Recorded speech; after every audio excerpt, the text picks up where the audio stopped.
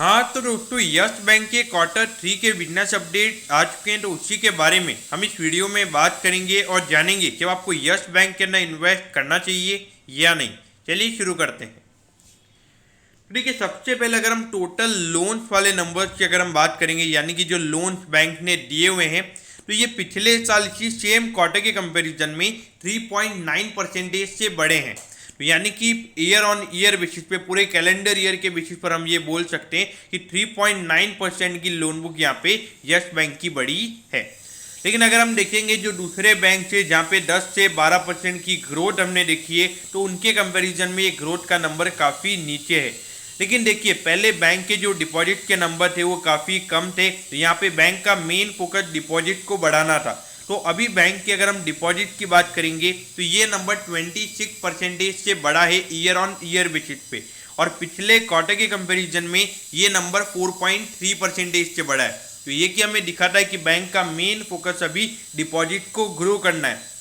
तो देखिए, अगर डिपॉजिट अच्छे से बैंक के बढ़ जाएंगे तो वहाँ पे बैंक के लिए लैंड करना काफ़ी इजी हो जाएगा। और देखा जाए तो जिस तरीके से अभी नए नए स्कीम्स निकाल के अभी बैंक अट्रैक्ट कर रहा है नए कस्टमर्स को, तो वो काफ़ी अट्रैक्टिव हमें यहाँ पे अभी नजर आता है।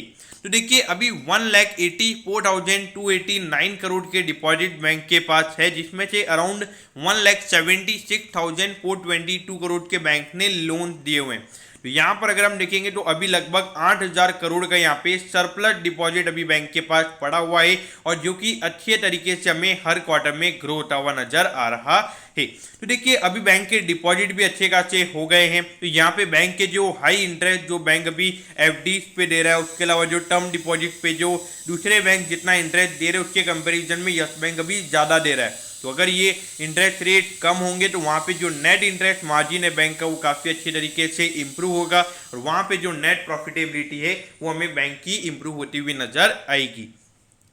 अब अगर हम यहाँ पे कासा रेशियो की अगर हम बात करेंगे तो ये नंबर है 31.2% पे, जबकि पिछले साल इसी सेम क्वार्टर में ये नंबर 27.4% पे था। तो यानी कि बैंक के करंट अकाउंट के जो डिपॉजिट थे वो भी यहाँ पर ग्रो हुए हैं। देखिए, करंट अकाउंट का जो ट्रस्ट होता है वो जीतना बहुत मुश्किल होता है, क्योंकि देखिए ये जो करंट अकाउंट कौन से होते हैं, जो नॉर्मल जो सोल प्रोप्राइटरशिप होती है, जो पार्टनरशिप बिजनेसेस होते हैं, ये उनके अकाउंट्स होते हैं जिनके ऊपर अगर हम देखेंगे बैंक को नी के बराबर इंटरेस्ट देना होता है। तो ये जितना बैंक का बढ़ेगा उतना बैंक का नेट इंटरेस्ट मार्जिन बढ़ेगा। देखिए, 31.2% एक अच्छा नंबर है, और अगर ये बैंक कंटिन्यूसली ग्रो करेगा तो आने वाले टाइम पे नेट इंटरेस्ट मार्जिन के नंबर भी ग्रो हो जाएंगे।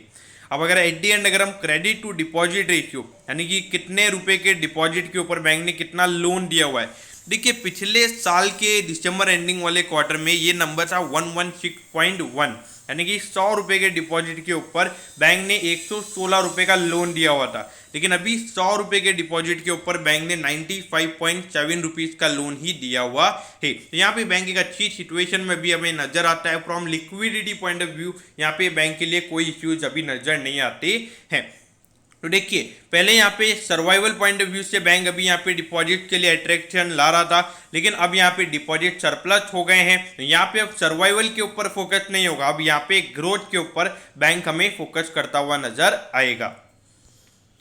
अब देखिए, 14.50 पे यस बैंक का स्टॉक अभी ट्रेड हो रहा है, और लगभग 3% ये स्टॉक आज ऊपर है। तो देखा जाए तो ये जो नंबर से अभी अर्ली मॉर्निंग में आए थे, और 3% अगर स्टॉक ऊपर है तो ये इंडिकेशन है कि मार्केट को ये नंबर्स अच्छे लगे हैं। तो देखिए, यहाँ पे एक अच्छे तरीके से इंप्रूवमेंट हमें देखने को मिल रहा है, एक अच्छी एक काइंड ऑफ ग्रोथ जो अदर बैंक दिखा रहे हैं, यानी कि जो अदर प्राइवेट बैंक में हमें 10 से 12% की जो लोन बुक इनकी बड़ी है, तो वो हमें यहाँ पे देखने को नहीं मिला है। लेकिन आने वाले क्वार्टर्स में यस बैंक एक इजीली लैंडिंग हमें करता हुआ नजर आएगा, और उन्होंने बोला है कि their main focus will only be on retail landing.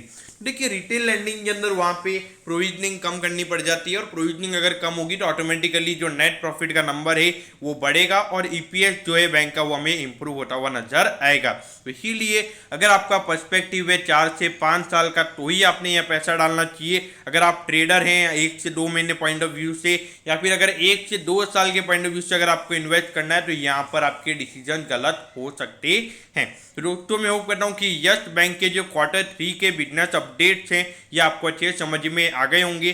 अगर आपकी कोई भी क्वेरीज है तो आप कमेंट कीजिए, मैं जरूर आपके कमेंट पर रिप्लाई करूंगा। ओके दोस्तों, thank you, have a nice day.